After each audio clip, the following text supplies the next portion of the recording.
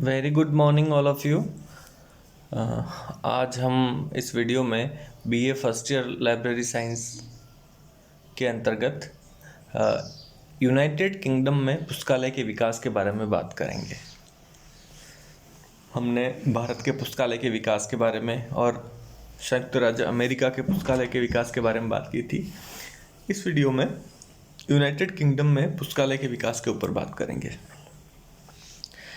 United kingdom यानी जो अभी ब्रिटेन नाम से जाना जाता है, यहाँ पर पूरे विश्व में सर्वप्रथम जन पुस्तकालय अधिनियम पारित होने का गौरव इस देश को प्राप्त है। सन 1850 में यहाँ पर सार्वजनिक पुस्तकालय अधिनियम पारित किया गया था, जो कि पूरे विश्व में सबसे पहले पारित किया गया था। ब्रिटिश म्यूजियम लाइब्रेरी, जो अभी ब्रिटिश लाइब्रेरी है, ब्रिटिश नेशनल लाइब्रेरी है, इसका पहले नाम 1973 से पहले ब्रिटिश म्यूजियम लाइब्रेरी था। तो ब्रिटिश म्यूजियम लाइब्रेरी के तत्कालीन सहायक लाइब्रेरियन एडवर्ड एडवर्ड्स और पार्लियामेंट के सदस्य विलियम एवॉर्ड्स तथा ब्रोथरटन के अतिरिक्त थॉमस ग्रीनवुड ने इस जन पुस्तकालय अधिनियम पारित करवाने के लिए विशेष प्रयास किए थे। 1850 के बाद में 1853 में 1855, 1892, 1893 और 1898 में कुछ अधिनियम, सामान्य अधिनियम पुस्तकालय के विकास के बारे में पारित हुए थे। लेकिन 23 दिसंबर 1919 को एक अधिनियम पारित हुआ था जो अति महत्वपूर्ण था। उस अधिनियम के द्वारा पूरे इंग्लैंड तथा वेल्स में पुस्तकालय उपकर की सीमा को हटा दिया गया और काउंटी परिषदें के पुस्तकालय अधिनियम बनाया, जो कि अपने क्षेत्र में समूचा या किसी अंश के लिए अंगीकृत करने के लिए अधिकृत हो गई थी। यानी जो लोकल बॉडीज़ थी, वहाँ की जो काउंटी परिषदें थी, उनको ये अधिकार दे दिया कि आप किसी भी प्रकार से पुस्तकालय सेवाएं दे सकते हो। इस अधिनियम को ब्रिटिश लाइब्रेरी एसोसिएशन का सहयोग प्राप्त हुआ। 1924 से 38 के मध्य नगर जन पुस्तकालय में सदस्यों की संख्या दुगुनी हो गई। काउंटी पुस्तकालयों की सदस्यता 87% तक बढ़ गई थी। 1855 में पब्लिक लाइब्रेरी स्कॉटलैंड एक्ट पारित हुआ था। उसके बाद में 1984 में public libraries and museum act पारित हुआ, जिसके अधीन अभी भी स्थानीय निकायों को पुस्तकालय अधिनियम को अंगीकृत करना ऐच्छिक था। यानी जो स्थानीय निकाय होते थे वो अधिनियम बना सकते थे। इस 1855 के अधिनियम के बाद में 1984 में जो अधिनियम बना था उसके द्वारा। इसके अलावा एक मैकालविन समिति थी जिसने अपनी रिपोर्ट दी थी। इसने 6 वर्ष तक अध्ययन किया था यूनाइटेड किंगडम के राज्य जो जन पुस्तकालय थे या सार्वजनिक पुस्तकालय थे, उनका अध्ययन किया, सर्वेक्षण किया और अपना प्रतिवेदन तैयार किया था। हालांकि ये प्रतिवेदन सरकारी नहीं था, लेकिन इस प्रतिवेदन ने जन पुस्तकालयों की स्थिति सुधारने के लिए उन बातों पर बल दिया जिन्होंने पूरे देश में पुस्तकालयों के विकास में, जैसे जन पुस्तकालय सेवा का व्यापक प्रसार प्रचार, पुस्तकालय सहयोग आदि में महत्वपूर्ण भूमिका का निर्वहन किया था। और इसके अलावा रॉबर्ट समिति का जो प्रतिवेदन था, रॉबर्ट समिति की स्थापना 1957 में हुई थी। इसके अध्यक्ष सर सिडनी रॉबर्ट थे। इस समिति के प्रतिवेदन में जन पुस्तकालय तथा अंतर ग्रंथालयीन सहयोग के क्षेत्र में और अधिनियम पारित करने की आवश्यकता व्यक्त की गई। इसका प्रतिवेदन 1959 में प्रकाशित हुआ था और इससे इसकी जो अनुशंसाएं थी, उन अनुशंसाओं के कारण वहाँ के जो पुस्तकालय आंदोलन को बहुत अधिक बल मिला था। इसी फलस्वरूप 1984 का public libraries and museum act पारित हुआ था। ये वहाँ की कुछ समितियाँ थी, तो इन समितियों के द्वारा वहाँ के पुस्तकालय आंदोलन में अपना योगदान दिया गया था। अब जन पुस्तकालय सेवा है, वहाँ की जो जन या सार्वजनिक पुस्तकालय सेवा की वर्तमान स्थिति क्या है। यूके में जन पुस्तकालय सेवा के लिए सरकार के द्वारा अनुदान प्राप्त नहीं होता है। वहाँ पर अनुदान देने के लिए जो स्थानीय निकाय है, लोकल बॉडीज़ है, उनको ये अपने हिसाब से संसाधन जुटाने पड़ते हैं। गवर्नमेंट के द्वारा कोई अनुदान प्राप्त नहीं होता है। और कितनी राशि किस पर व्यय की जाए, इस पर स्थानीय पुस्तकालय प्राधिकरणों पर सरकार का किसी प्रकार का बंधन नहीं है। यानी जो पुस्तकालय हैं वो किसी भी प्रकार से अपनी राशि का खर्च जो स्थानीय आवश्यकताएं हैं उन आवश्यकताओं के अनुरूप कर सकते हैं। न उसके ऊपर सरकार का नियंत्रण है और न ही वो सरकार उसके ऊपर कोई निरीक्षण करती है। अतः विभिन्न स्थानों पर पुस्तकालय सेवा में भी विभिन्नता है। यानी जो स्थानीय जो आवश्यकताएं हैं उन आवश्यकताओं के अनुरूप वहाँ पर पुस्तकालय सेवाएं प्रदान की जाती है, जिसके ऊपर सरकार का कंट्रोल नहीं होता है। जो सार्वजनिक पुस्तकालय होते हैं वो अपनी आवश्यकताओं के अनुरूप प्रलेखों का उनको जुटाते हैं और सेवाएं देते हैं।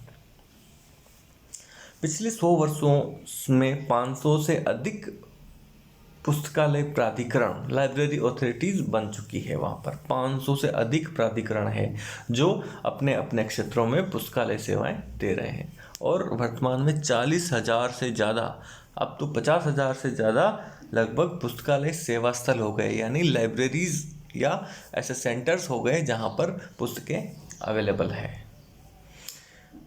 जो ब्रिटिश जन पुस्तकालय है, ब्रिटिश जो सार्वजनिक पुस्तकालय है, उनके द्वारा 3 प्रकार की सेवाएं दी जाती है पाठकों को। घर पर पढ़ने के लिए ग्रंथों को प्रदान करना या इशू करना, साथ ही साथ पुस्तकालय परिसीमा में पाठ्य सामग्री के अध्ययन की सुविधा और पाठकों को सूचना सेवा प्रदान करना, तथा जो समसामयिक प्रकाशन हैं, पत्रिकाएं हैं, उनको पढ़ने की सुविधा, उनके वाचन की सुविधा देना। ये 3 प्रमुख काम है वहाँ के जन पुस्तकालयों के। सामान्यतः सभी जन पुस्तकालयों में अबाध प्रवेश यानी ओपन एक्सेस प्रणाली अपनाई जाती है। मतलब कोई भी पाठक पुस्तकालय के जो रैक्स होते हैं उनमें आ जा सकता है, अपनी पुस्तकें अपने हिसाब से सेलेक्ट कर सकता है। और कुछ बड़े जन पुस्तकालयों में ये जो ओपन एक्सेस सेवाएं हैं, इनके अतिरिक्त कुछ और भी सेवाएं प्रदान की जाती है। छोटे पुस्तकालय में उनमें से 1 अथवा 2 ही सेवाएं प्रदान की जाती है। यूनाइटेड किंगडम में जन पुस्तकालय प्रभावशाली ढंग से कार्य कर रहे हैं। वहाँ की पुस्तकालय सेवा में स्वैच्छिक संस्थानों का भी योगदान है। जो सार्वजनिक क्षेत्र के संस्थान हैं या फिर कोई NGOs हैं, वो भी अपना योगदान उन पुस्तकालय सेवाओं में देते हैं। अब बात करते हैं वहाँ की जो राष्ट्रीय पुस्तकालय है, द ब्रिटिश लाइब्रेरी। ये वहाँ की नेशनल लाइब्रेरी है ब्रिटेन की, द ब्रिटिश लाइब्रेरी। इसकी स्थापना हुई थी 1973 में, 1973 में। इसका उद्देश्य राष्ट्रीय और अर्धराष्ट्रीय पुस्तकालयों को विलय करके एक पुस्तकालय तंत्र का निर्माण करना है। अब जब ब्रिटिश लाइब्रेरी को हम अलग एक टॉपिक के रूप में पढ़ेंगे, ब्रिटेन की राष्ट्रीय पुस्तकालय, अमेरिका का राष्ट्रीय पुस्तकालय और भारत का राष्ट्रीय पुस्तकालय, तीनों पुस्तकालयों को हम अलग टॉपिक के रूप में पढ़ेंगे। तो अभी इसके ऊपर हम ज़्यादा बात नहीं करेंगे, लेकिन इसकी स्थापना 1973 में हुई थी। और इसके जो प्रमुख प्रभाग है, संदर्भ प्रभाग, आदान प्रभाग और जो बिब्लियोग्राफी सेवा प्रभाग, तो तीनों जो प्रभाग है वो अपनी सेवाएं दे रहे हैं और पुस्तकालय के विकास में इन्होंने अपना महत्वपूर्ण योगदान दिया है। अब द ब्रिटिश लाइब्रेरी एसोसिएशन, जैसे भारत में इंडियन लाइब्रेरी एसोसिएशन, अमेरिका में अमेरिकन लाइब्रेरी एसोसिएशन, वैसे ही ब्रिटेन में द ब्रिटिश लाइब्रेरी एसोसिएशन, जिसे द लाइब्रेरी एसोसिएशन कहते हैं। 1877 में इस एसोसिएशन की स्थापना हुई थी। और 1876 में अमेरिकन लाइब्रेरी एसोसिएशन की स्थापना हुई थी और 1933 में इंडियन लाइब्रेरी एसोसिएशन की स्थापना हुई थी। ये तीनों टॉपिक भी हम अलग यूनिट में अध्ययन करेंगे। तो ये जो एसोसिएशन बना था, इसने भी अपने जो वहाँ के जो सार्वजनिक पुस्तकालय आंदोलन में अपना महत्वपूर्ण योगदान दिया था। इसकी स्थापना का जो प्रमुख श्रेय जाता है वह है एडवर्ड बी निकोलसन को जाता है। इसके जो उस समय जो उद्देश्य थे, जब पुस्तकालय का आंदोलन हुआ वहाँ पर पुस्तकालय, तो उन उद्देश्यों की बात करें तो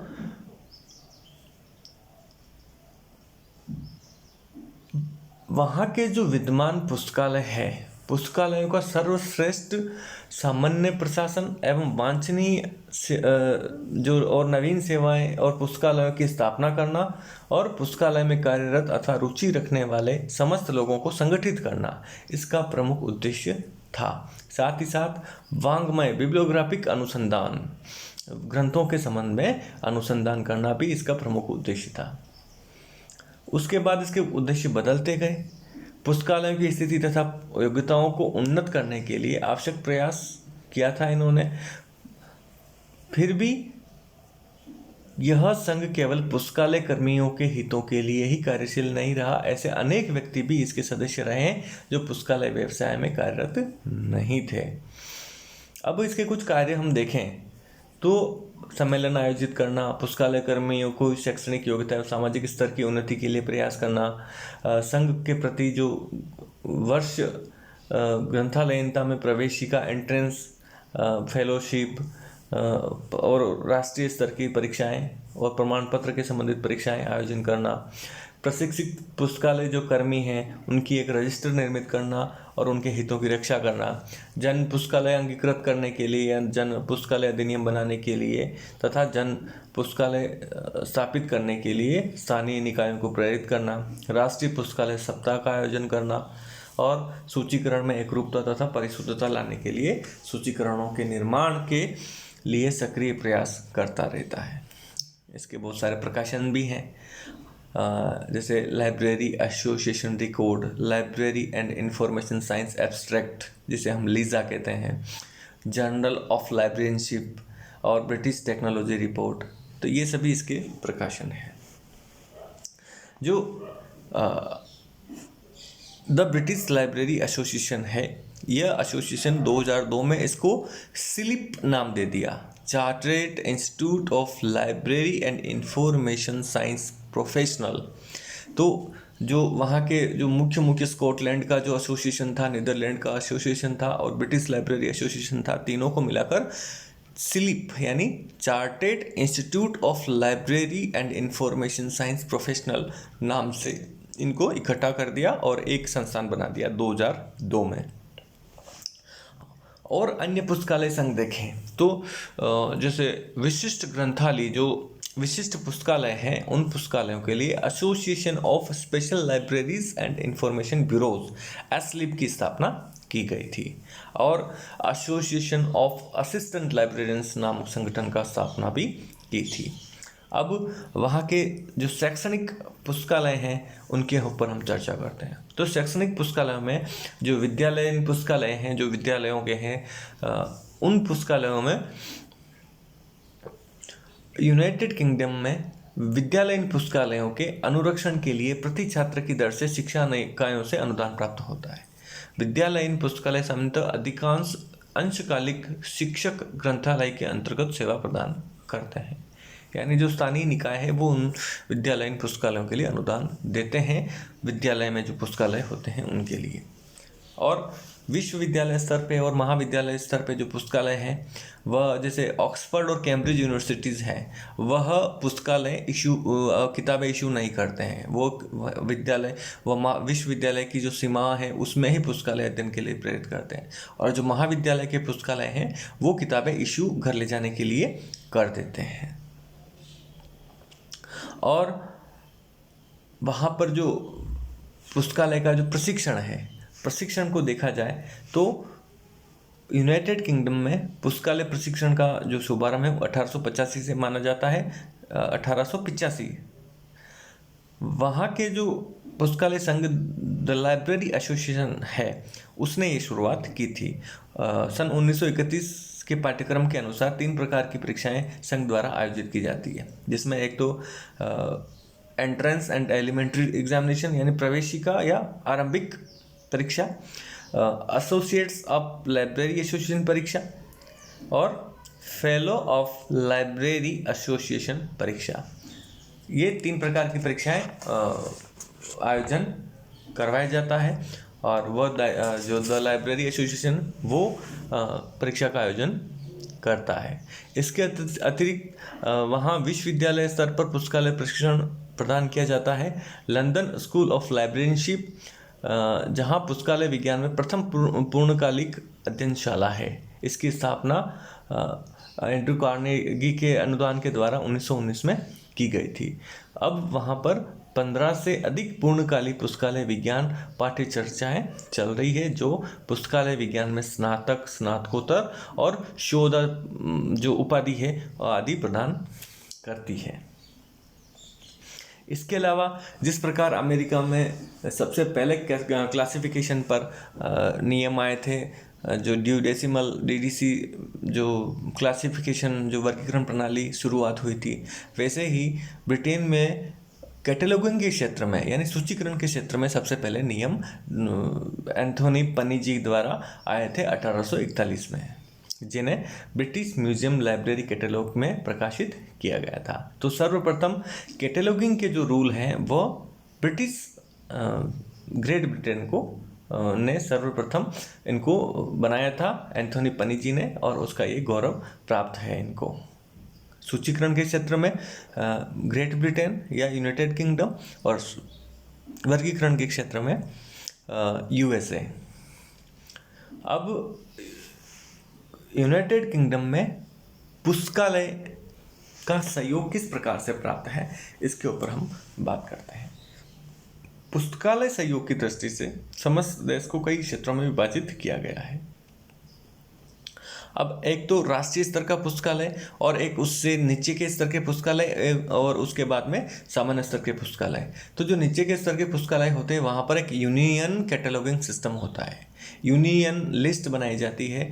तो कोई भी पाठक पुस्तकालय में अपने पुस्तक की मांग करता है, तो अगर उस पुस्तकालय में वो पुस्तक है तो ठीक, और वो पुस्तक अगर नहीं है तो वह अपनी एप्लीकेशन के आधार पर दूसरे पुस्तकालय में भी वो पुस्तक मंगवा सकता है। और अगर दूसरे पुस्तकालय में भी वो पुस्तक अवेलेबल नहीं होती है तो उसकी रिक्वायरमेंट को राष्ट्रीय पुस्तकालय द ब्रिटिश लाइब्रेरी तक भेजी जाती है और वहाँ से उस पुस्तकालय को मंगवाया जाता है।